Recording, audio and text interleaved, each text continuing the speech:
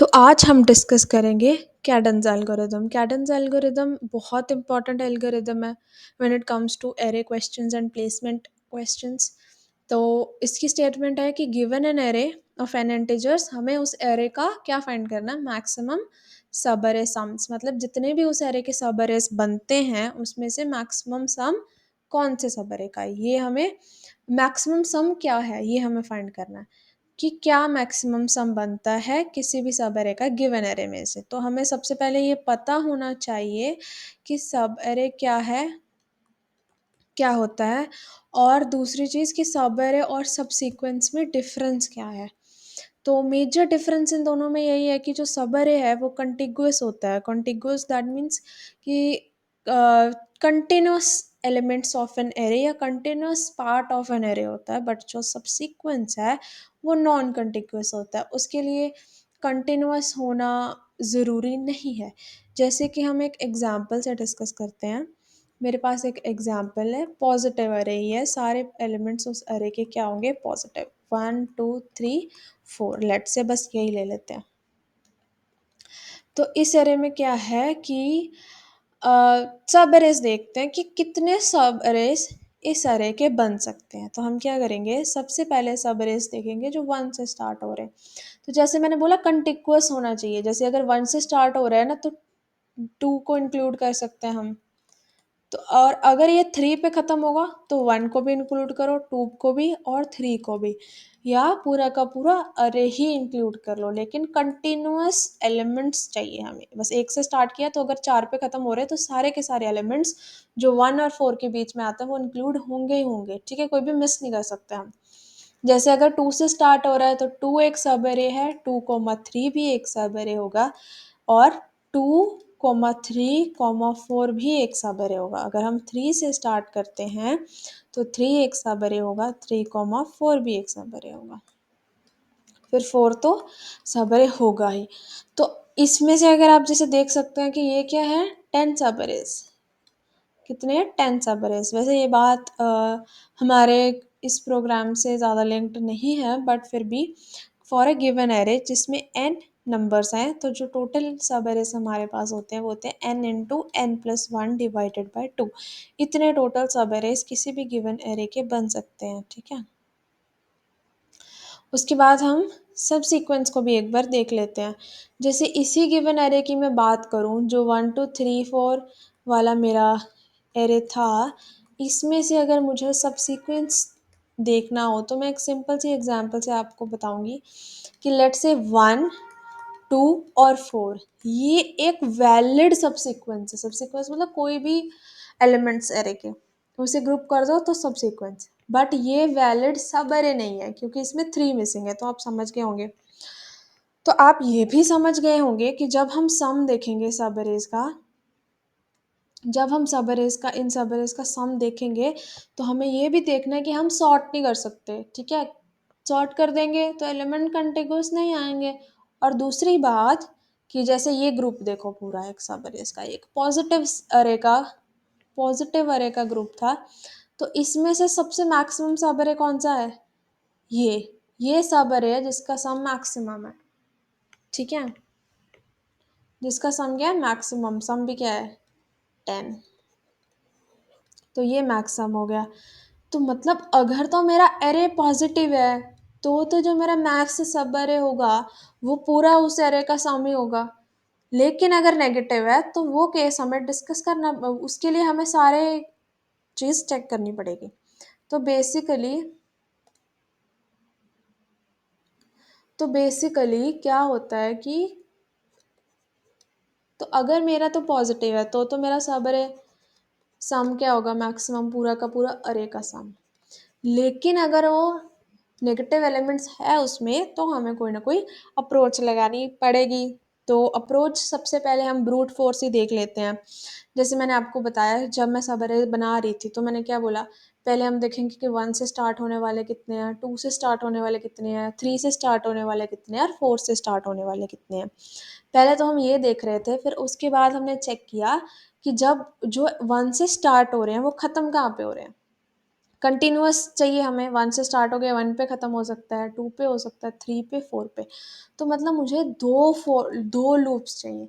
2 loops चाहिए, एक जो स्टार्टिंग पॉइंट को चेक करेगा, एक जो एंडिंग पॉइंट। एंडिंग पॉइंट क्या होगा? लेट्स से अगर ith इंडेक्स पे हूँ तो एक तो ith इंडेक्स और पूरा जो भी लास्ट n तक, वो मेरा एंडिंग होगा। और स्टार्टिंग क्या होगा? 0 टू n पूरा अरे हम ट्रैवर्स कर देंगे।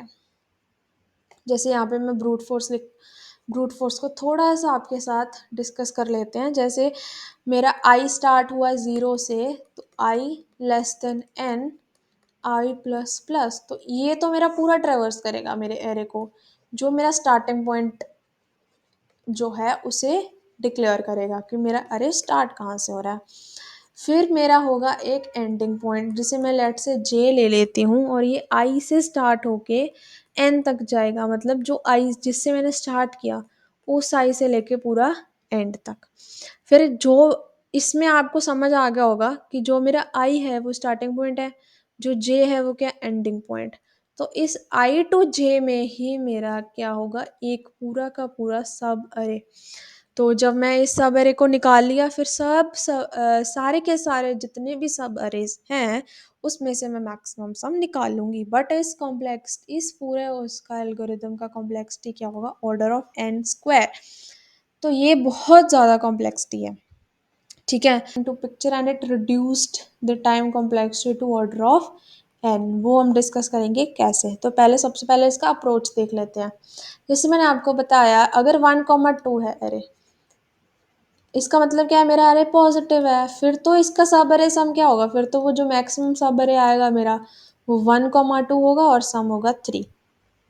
लेकिन अगर मेरा एरे है 1,-1, तो क्या होगा, यहाँ तक तो मेरा सम 1 है, लेकिन यहाँ पे क्या होगा, सम 0, बट मैक्सिमम सम क्या होगा, 1। तो इसका मतलब अगर मैं सारे एरे को ऐड करती चली जा रही हूँ 0 टू n एक लूप में, तो मुझे एक वेरिएबल बनाना पड़ेगा करंट सम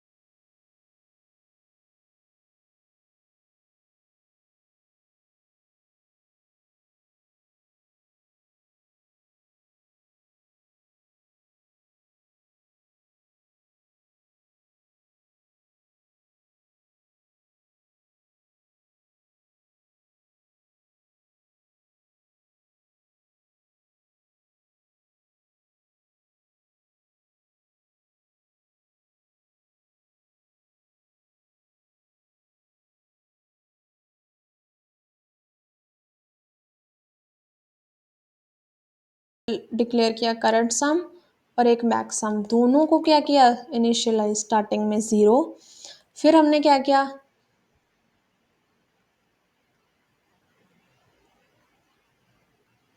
दोनों को इनिशियलाइज किया 0 स्टार्टिंग में, और फिर हमने एक फॉर लूप चलाई to I equals to n-1 do. क्या करना था उस फॉर लूप में, एक तो हमें करंट सम को अपडेट करना था,